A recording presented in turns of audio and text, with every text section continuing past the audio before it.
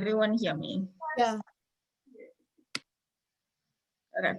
So this is my Silver Star Award project. My project was to be the president of a GSA club, Gender Sexuality Alliance. But so why I chose starting GSA as my Silver Award project? There was a project, there was the club in 6th grade that I had joined, but then after all the older members went away to high school, there was no club in 7th grade. So when I got to 8th grade, I decided that I wanted to create one. So there was a safe space for others where they could be, they could feel safe and accepted. The original name for the GSA was Gay Street Alliance, but to make it more accepting, we changed it to Gender Sexuality Alliance. If COVID hadn't happened, I would have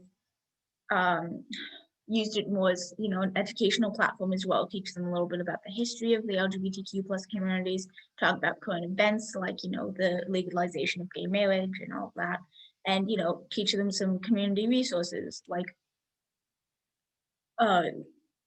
different websites that they could go to or stuff like that. What did I learn? I learned a lot, actually. I'd never started a club before. So I had to learn how to do that, and I had to learn how to organize. For the most part, just in the first 2 months, I had no idea what I was doing until we decided to get a fundraiser. But before all that, I had to learn how to advertise and how to recruit members. I did actually have a poster that I still need to add, but I can just send Tammy a photo of that.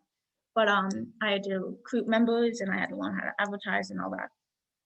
And then getting to the fundraiser, we were going to have a fundraiser to raise money for the Queer Youth Resource Center in Vancouver. And I needed to learn how to set one of those up because, again, I had no idea what we were doing. There were a lot of steps that needed to be taken. We had like a whole Google Classroom for it. It was great. It was to help not just to raise money for the organization, but to also, teach others about the community. This right here is a poster that somebody made of the for the Pride Night that we were gonna have. You can take a look at that. It was made by Roy Codrell. I think that's how I pronounce the last name. But we were going to be more involved with the community by, having the fundraiser to raise more money for the resource center, and that money could go to buying clothes, food, toiletries, stuff like that. If we had more time, we could have maybe done other things to help collect donations or to teach others and to help raise more money. If we had more time and COVID didn't happen. But yeah. How my project could be sustained and how I could be continued, how I can continue to be involved. Clearly, if I had gone to high school, someone else would have had to take over, but then the club could possibly have more community outreach projects.